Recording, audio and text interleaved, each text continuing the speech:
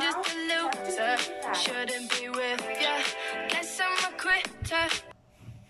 The Aleuts never came again to the island of the Blue Dolphins, but every summer I watched for them, and early every spring I gathered shellfish, which I dried and stored in the cave where I kept my canoe. 2 winters after they left, I made more weapons, a spear, a bow, a quiver of arrows. These I also stored in the place, beneath the headland.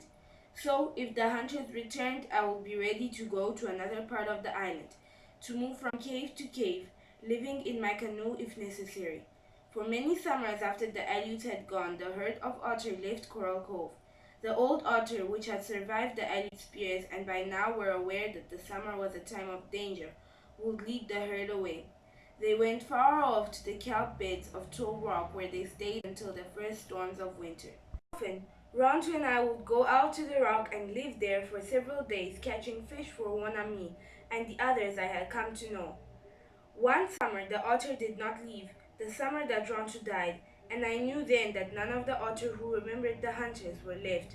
Nor did I think of them often, nor of the white men who had said they would come back, but did not come. Until that summer, I had kept count of all the moons since the time my brother and I were alone upon the island. For each one that came and went, I cut a mark in a pole beside the door of my house. There were many marks, from the roof to the floor, but after that summer I did not cut them anymore. The passing of the moons now had come to mean little, and I only made marks to count the 4 seasons of the year. The last year I did not count those. It was late in the summer that Ronto died.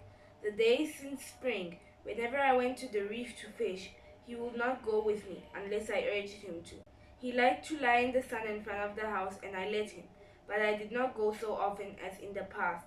I remembered the night that Ronto stood at the fence and barked for me to let him out.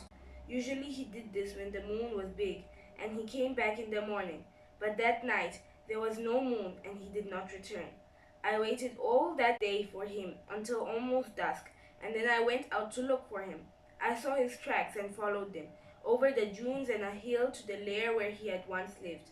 There I found him, lying in the back of the cave, alone. At first I thought that he had been hurt, yet there were no wounds on him.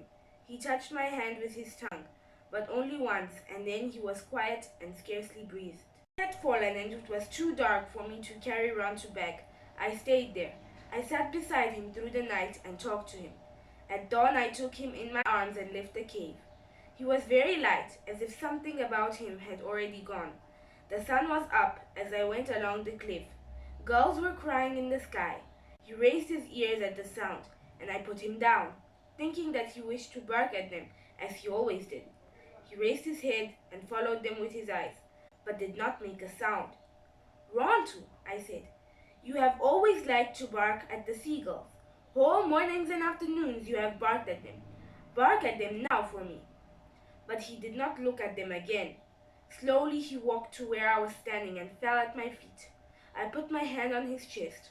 I could feel his heart beating, but it beat only twice, very slowly, loud and hollow like the waves on the beach, then no more. "Ronto!" I cried. "Oh, Ronto!" I buried him on the headland. I dug a hole in the crevice of the rock, digging for 2 days from dawn until the going down of the sun, and put him there with some sand, flowers, and a stick he liked to chase when I threw it, and covered him with pebbles of many colors that I gathered on the shore.